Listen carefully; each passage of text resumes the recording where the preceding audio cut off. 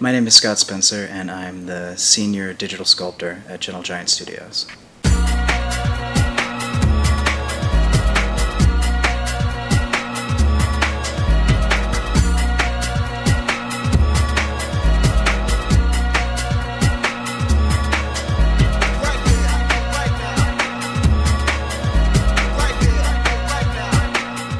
Well, I started in special makeup effects. I was a sculptor in an effects studio in Georgia called Lone Wolf Effects, and I started out at the bottom of the totem pole there, but worked my way up finally to sculpting on a movie called Eight-Legged Freaks. And about that time, I figured I should probably make the jump into digital.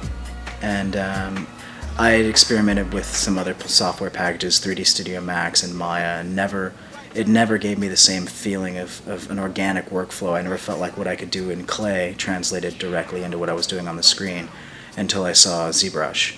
And that drew me into working digitally because I could take all the techniques I use in clay or in wax directly into the computer and get all the benefits of working digitally and apply them there.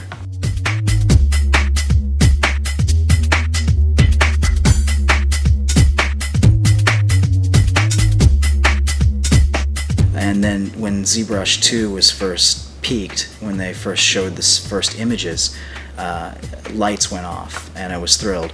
I knew that I had to make some kind of digital jump if I wanted to be marketable in the future, but this just made it, really seem appealing. It seemed like I could take what I was used to doing with my hands and then translate it into the computer.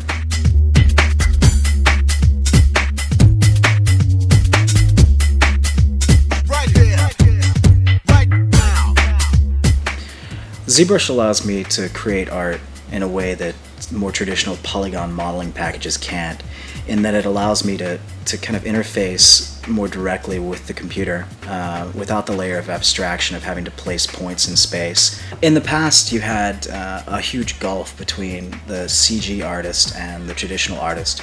And there were plenty of traditional artists who wanted to move into 3D. A lot of them would pick up Lightwave or one of the more inexpensive packages that was more accessible.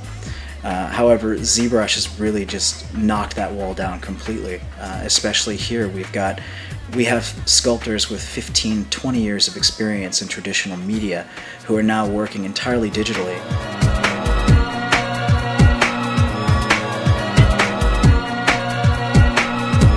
One of the main projects we're using ZBrush heavily on right now is Golden Axe, which we're doing for Secret Level in Sega. We're using ZBrush on all the characters. We're doing creature and character design for a vast majority of the world. And there's many characters that we're actually designing from the ground up inside of ZBrush, using it as a digital maquette tool. We're able to go in with a very basic mesh and create multiple variations on a theme, and then supply the client with all of these different ideas on how this character can look. And it's nice because we can really quickly go in and make massive design changes on the fly and send images back or even do a 3D output of a physical maquette. And the beauty of it is, once that design is approved, all we have to do is just retopologize it for animation, and what they approved, what they saw, goes right in game. It's nice because by starting the design in ZBrush and living in ZBrush, it's never reinterpreted. They never lose anything once they approve the design. It's never lost in reinterpretation.